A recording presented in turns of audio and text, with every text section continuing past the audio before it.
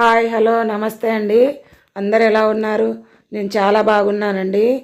దోశలోకైనా పెసరట్లోకైనా కమ్మగా ఉండే అల్లం చట్నీ ఎలా తయారు చేసుకోవాలో చూద్దామండి. ఇప్పుడు స్టవ్ మీద ప్యాన్ పెట్టుకోవాలండి. ప్యాన్ హీట్ అయినాక ఆయిల్ వేసుకోవాలి.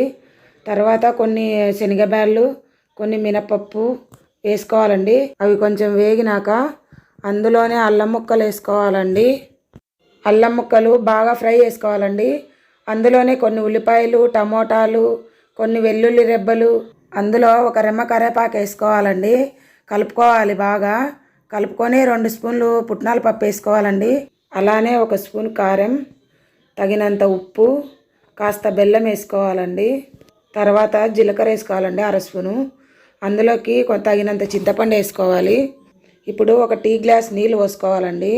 తర్వాత ఒకసారి బాగా కలుపుకొని మూత పెట్టి ఒక 5 నిమిషాలు మగ్గియాలండి. చూడండి, 5 నిమిషాల తర్వాత మూత తీసి చూస్తే ఎంత బాగా మగ్గిపోయిందో. దీన్ని చల్లగా చేసుకొని మిక్సీ పట్టుకోవాలండి. మిక్సీ పట్టేటప్పుడు తగినన్ని నీళ్ళు పోసుకొని మెత్తని పేస్ట్ లాగా పట్టుకోవాలండి. చూడండి ఎంత బాగా వచ్చిందో. ఇందులో పోపు కూడా పెట్టుకోవచ్చండి, కానీ ఇక్కడ నేను పెట్టట్లేదండి. దోశలో కానీ పెసరట్లో కానీ చాలా బాగుంటుందండి. ఒకసారి ట్రై చేసి చూడండి.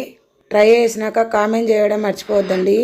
మీకు మా వీడియోస్ నచ్చినట్టయితే లైక్ చేయండి, షేర్ చేయండి, సబ్స్క్రైబ్ చేసుకోండి. Thank you.